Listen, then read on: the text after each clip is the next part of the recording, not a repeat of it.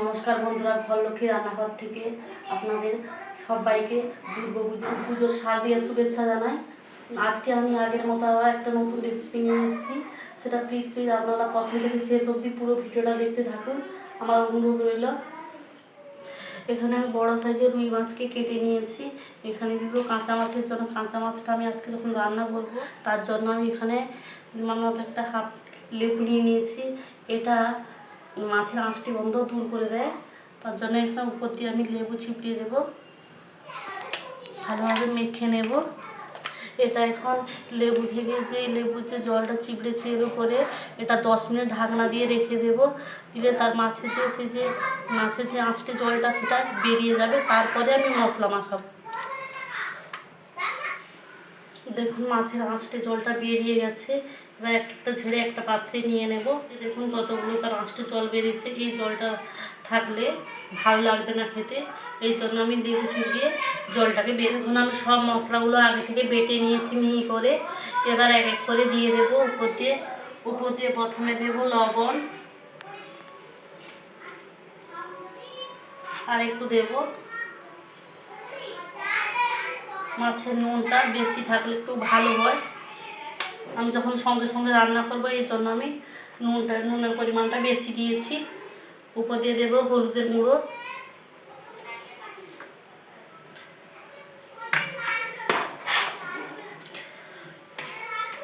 সবগুলো ভালোভাবে নুন হলুদ একে একে মাছকে মিশিয়ে নেব ভালো করে, যাতে সবগুলো মাছের নুন হলুদটা ভালোভাবে মিশিয়ে যায়।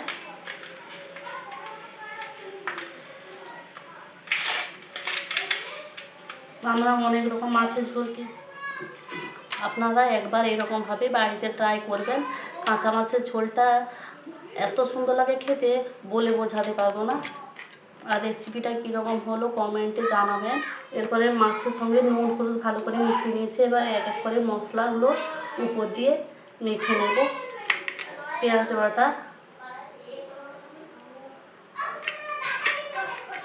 বাটা দিয়ে দিয়েছি। এবার রসুন বাটা দিয়ে দেবো, উপর আদা বাটা। এবার টমেটো দুটা আমি বড় বড় সাইজের কেটেছি। এটা রান্না করতে করতে গলে যাবে, এই জন্য আমি এরকমভাবে কেটেছি।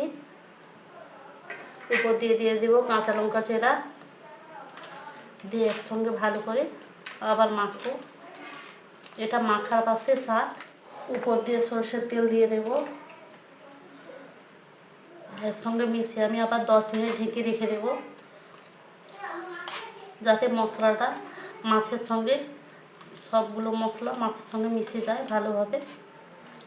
এটা 10 মিনিট রেস্টে রেখে দেব। আমি ঢেকে রাখা 10 মিনিট পরে বেরিয়ে চলে এসেছি। এবার লঙ্কা গুঁড়ো আমি যেরকম আপনারা লঙ্কা খাবেন সেরকমভাবে দেবেন। আমি এখানে 1 চামচ লঙ্কার গুঁড়ো দেব।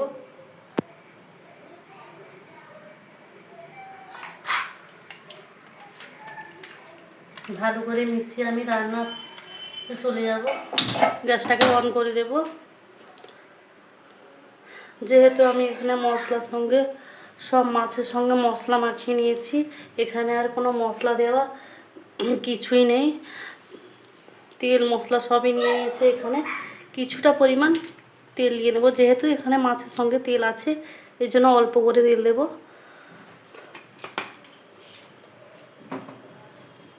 এখানে ফোড়নে নিয়েছি গোটা জিরে, এলাচ, দারচিনি, এগুলো কড়াতে দিয়ে দেব।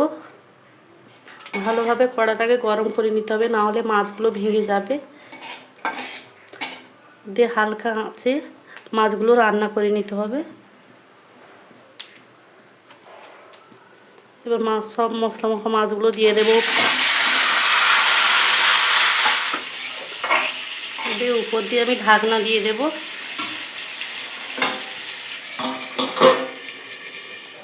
ঢাকনাটা খুলে দেখব। এই দেখুন কত সুন্দর কালার চলে এসছে। এক এক করে মাছগুলোকে এক এক করে উল্টে নেব। এইভাবে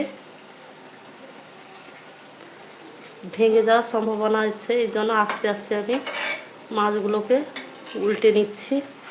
আপনারা বন্ধুরা এরকমভাবে আপনারা একবার হলেও বাড়িতে ট্রাই করবেন, এত সুন্দর খেতে লাগে।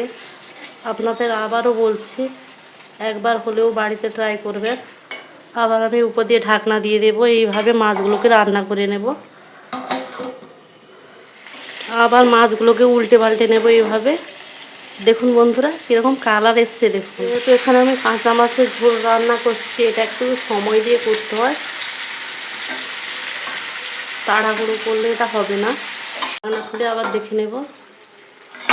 দেখুন মাছগুলো আমার ভাপানো হয়ে গেছে, এবার আমি উপর দিয়ে জল দিয়ে দেব। আমি এখানে আগে থেকে নুনের পরিমাণটা ভালো দিয়ে দিয়েছি, এই জন্য আমি দেখে আমি নুনটা দেব যদি লাগে। দেখুন বন্ধুরা আমার ঝোল কিন্তু হয়ে গেছে, এবার গ্যাসে এটা অফ করে দেব। কাঁচা মাছের ঝোলটা রান্না করেছি, একটা মাছ আমি ভেঙে আপনাদের দেখাবো।